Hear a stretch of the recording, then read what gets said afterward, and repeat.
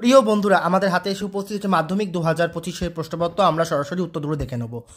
প্রথম প্রশ্ন, বাক্যের অর্থবোধের জন্য পরস্পরের সঙ্গে সম্বন্ধযুক্ত পদগুলি যখন ঠিকঠাক বসে তাকে কি বলে? উত্তর হবে হচ্ছে গয়ের দাগ আসত্তি। আবার তোরা মানুষ হ, বাক্যটি হবে হচ্ছে অনুজ্ঞা সূচক বাক্য। ভাব বাচ্চে প্রাধান্য পায়, উত্তর হবে হচ্ছে ক্রিয়ার ভাব। আমি তোমাকে বইটি দিলাম, এটি কোন বাচ্যের উদাহরণ?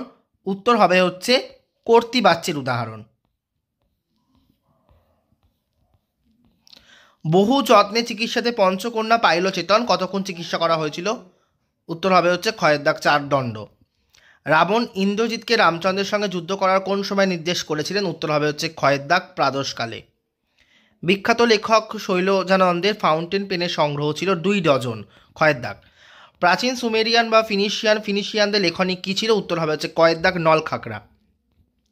তবু লিখছো, লুকিয়ে লিখছো, এমন লেখার কারণ কি? উত্তর হবে যেন নেশায় পেয়েছে। নদের চাঁদের বয়স হলো হচ্ছে কয়ের দাগ 30 বছর। গিরিশ মহাপাত্রের জামার রং ছিল গয়ের দাগ রামধনু। আফ্রিকা কবিতায় আদিম যুগ ছিল উদ্ভ্রান্ত। পরের প্রশ্ন, কত সালে কলকাতা বিশ্ববিদ্যালয় পরিভাষা সমিতি নিযুক্ত হয়? উত্তর হবে হচ্ছে ক্ষয়ের দাগ 1936। অনুসর্গ প্রধান কারক হলো, উত্তর হবে হচ্ছে 3 প্রকার। বুলবুলিতে ধান খেয়েছে, উত্তর হবে হচ্ছে কর্তৃকারক। কোন সমাসে উভয় পদের অর্থ অক্ষুণ্ণ থাকে? উত্তর হবে হচ্ছে দ্বন্দ্ব সমাসে।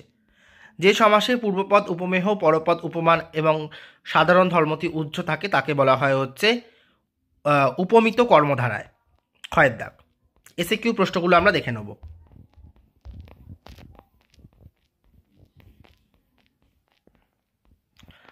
দু হাজার 25 সালের মাধ্যমিক 2025-এর বাংলা প্রশ্নপত্র তোমাদের সাথে শেয়ার করছি, তোমরা দেখে নাও স্ক্রিনেতে।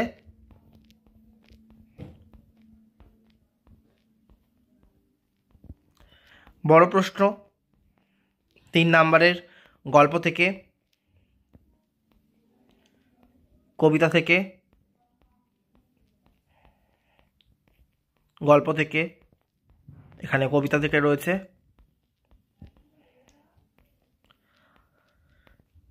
বাংলা ভাষায় বিজ্ঞান ও হারিয়ে যাওয়া কালিকলম থেকে 2টো প্রশ্ন রয়েছে।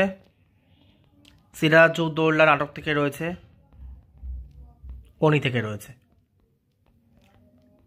বেঙ্গলিতে ট্রান্সলেট করতে হবে, মানে ইংলিশ থেকে বেঙ্গলিতে। এবং 2 বন্ধুর মধ্যে সংলাপ রয়েছে নিত্য প্রয়োজনীয় দ্রব্যমূল্য বৃদ্ধি নিয়ে। রয়েছে রচনা, বন সংরক্ষণ, চরিত্র গঠনে খেলাধুলার ভূমিকা, দৈনন্দিন জীবনে বিজ্ঞান, সময়ের মূল্য। এই ছিল মাধ্যমিক 2025-এর প্রশ্নপত্র। ধন্যবাদ।